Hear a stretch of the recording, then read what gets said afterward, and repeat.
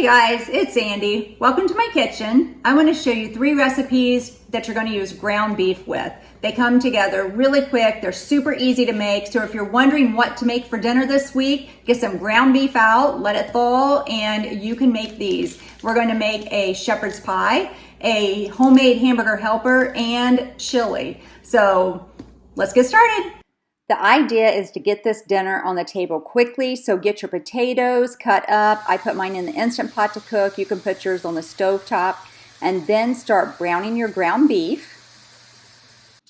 I cut up some carrots. I just put them on the side to saute a little bit, and then I always have onions, and I didn't have any, so I put some onion flakes in here so I could have some onion flavor.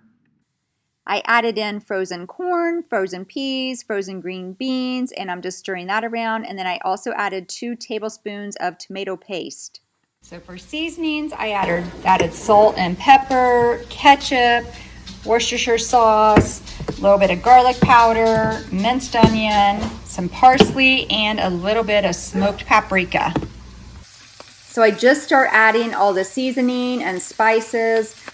Just find a recipe online. I'll put one down in the comments section for a shepherd's pie. This is just my version of doing it.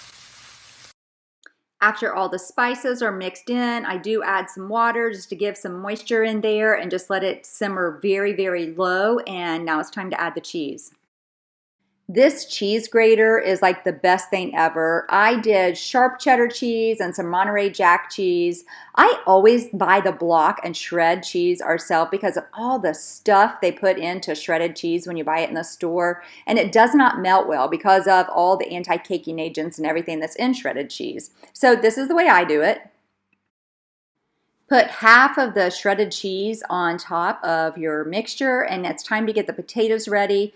Do it exactly how you would regular mashed potatoes. I did mine in the Instant Pot, so I'm just mashing them in the Instant Pot.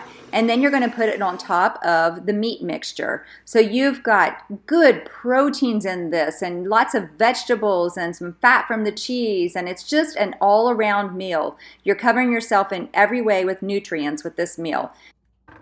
Take the other half of the cheese and put it on top of the potatoes, and then I just added a little bit more of salt and pepper, and it's ready to go into the oven. You need to make sure you have an oven-safe pan here. So this is an iron skillet. It's fine. Make sure your pan can go in the oven though.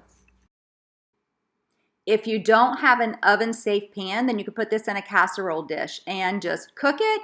It is bubbly. I just let it sit for a second just to set up. And now it's perfect. Dinner came together quick. It is delicious, and it's great as leftovers also. This is super easy, the homemade hamburger helper, and it's so good. You first just dice up your carrots and your onions and start sauteing them in a little bit of oil. Add some salt to it just to help layer in the flavors. And then I did a terrible job because I forgot to pick up my camera back up. So the next thing you're going to do is put in the meat, get it browned, and then you're going to add beef broth. I didn't actually have beef broth, so I added water with beef bouillon cubes. While the liquid is boiling, you want to put in your pasta, and you're going to follow basically the package directions for how long to cook it, and add in some hot sauce, some Dijon mustard, some smoked paprika. If you don't have smoked paprika, you could use regular paprika. And then you're just going to let this boil down. Once the noodles are tender, take it off the heat and let it sit for just a minute to cool down just a little bit before we're going to add the cheese and the yogurt. I added 1 tablespoon of tomato paste just so it would thicken up a little bit. To that, I'm adding 1 cup of plain yogurt, or you could use a Greek yogurt, but it needs to be plain. Make sure it's plain. And then I'm adding a cup of cheddar cheeses and just mix it up so we get real creamy.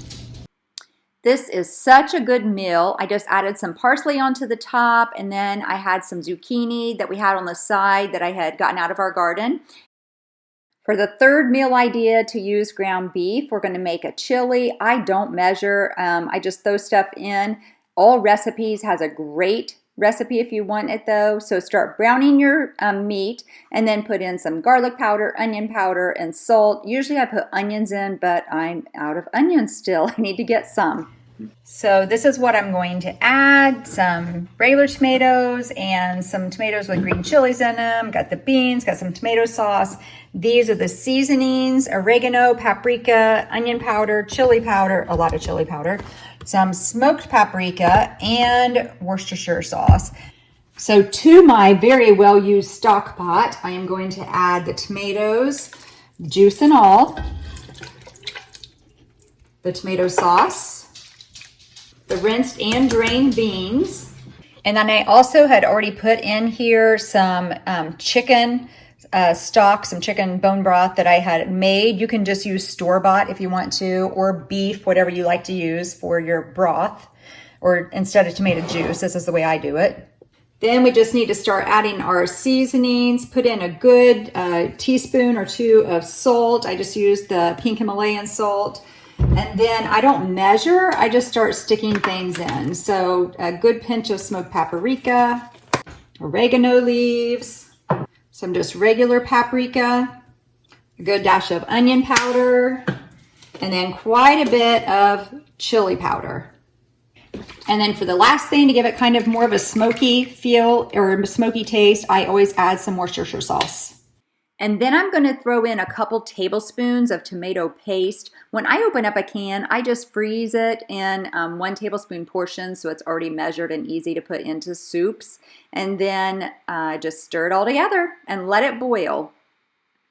After you bring it to a boil, turn it on low, let it simmer. You can have it as soup that night. It freezes well. And also you could use it later in the week to put over baked potatoes or even a bowl of pasta with some cheese on top. I hope you like these. Until next time, I'm out.